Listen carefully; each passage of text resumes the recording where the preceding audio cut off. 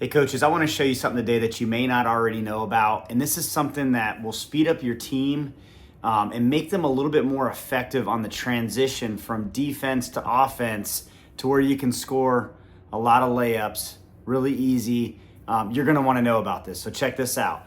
Really, this is just running lanes, right? It's called transition offense. When your team is running defense, whatever it is, man, zone, and they do their job right and they get a turnover, whether it's a steal or a shot goes up and they rebound it, or just whatever, they get a turnover and they get the ball. What do we always see, especially in some of our recreation teams? We just see a bunch of kids start running up and down the court, and one person will dribble and he'll get stopped. And what we got to do is we got to step back, and if we see that a lot in our games, we got to stop and we got to start talking to them during practices about running lanes. And the reason they're not doing it is just you might not have showed them. So this is just a really simple concept here, right? There's 4 lanes on a basketball court. There's the one up and down the sideline, and there's the other one up down the sideline, and there's 2 in the middle. Obviously you could have 5, right? You got 5 players, but typically what tends to happen is the first thing I tell my players is I want those 2 guards wherever they are. Let's just say they're here. I want them just going, okay? The guard and the forward, the small forward. I want them hitting the sidelines and going. They're usually up at the top on a zone and probably up at the top on a man because they're guarding that smaller player. So I want them just hitting that lane and moving quick. I don't want them standing around waiting for the ball to be passed to them. That's frustrating. I know you guys have had that happen to you during games where everybody's standing around, nobody's trying to get back down to where we want to score. Whoever gets that rebound, let's just say it's one of our bigs, he gets that rebound. You want to standardize this. You want your team to know that point guard's automatically going to cruise in through here or whatever, right? To look to the middle, to get the ball to the middle. So that point guard knows I'm going to the middle, I'm getting that ball. Now I've got that ball. So you've got, your one of your guards going this way, your forward going this way, and then, let's just say it's the other big that, he didn't get the ball, but he knows that we just transitioned. He knows there was a turnover from the other team, so he knows he's going to jump into this lane. And then what our point guard's going to do is he's just going to follow suit, and he's going to jump into this lane, right? This one right here.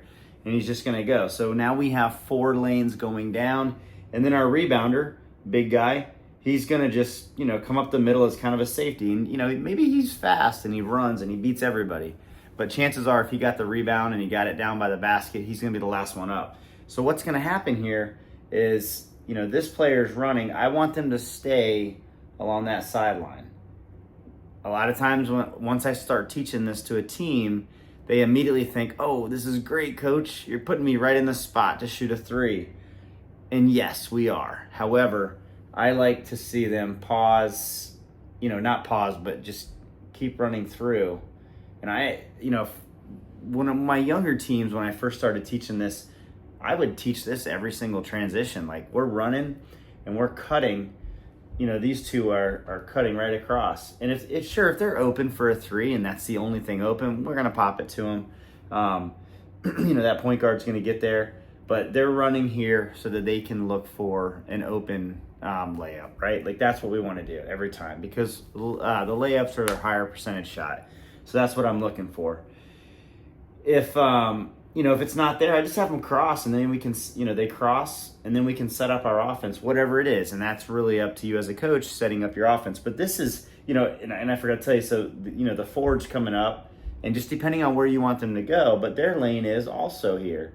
Now, I don't want to crowd up the lane. I don't want to do that. That's not what I'm saying. But, they can work together. They're all going to be there at different times because they left from different spots, and they're all different, athleticism. They're all going to be speeding in different rates of speed. So, somebody's going to be open, hopefully. And if not, you just set up your offense and you start working it. No big deal. There's a lot of different options here that you can do. I encourage you to do some research on YouTube. You can find some things, but this is essentially what I teach my players, a brand new team. This is what I want them to know, and this is just called running the lanes. And if they forget it during a game, I'll yell to them because I had already practiced this so much in practice that they know what running the lanes means, and they get it in their head. And probably most of the time is because if they don't get it right during practice, they're running suicides or some sort of negative or positive reinforcement that, when they hear that during a game, they're like, oh yeah, we're in transition. We're got to run these lanes. That way they're not grouping up. I hope that this helps you out. I do want to encourage you to check the links below. I have an ebook for new coaches that are new to travel. There's skills in there that I think that you need to know before you start doing it, especially in travel ball. And this is one of them, but I highlight a bunch of other ones that I think are important. So if that's something that you think you might be interested in, check it out in the link below. And as always, let me know what you think about this in the comment section. Thank you.